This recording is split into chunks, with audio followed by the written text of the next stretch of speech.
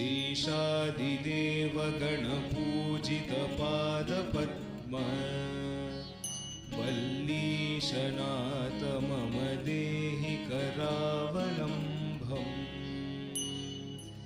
देवादिदेव सुतदेव गणाधिनाथ देवेन्द्रवन्द्य मृदुपङ्कजमञ्जुपाद देवर्षि नारद मुनीन्द्र सुगीतकीर्ते वल्लीशनाथ मम देहि करावलम्बम्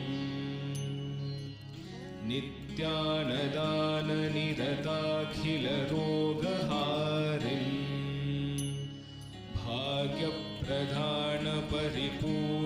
भाग्यप्रधानपरिपूरितभक्तकाम श्रुत्यागम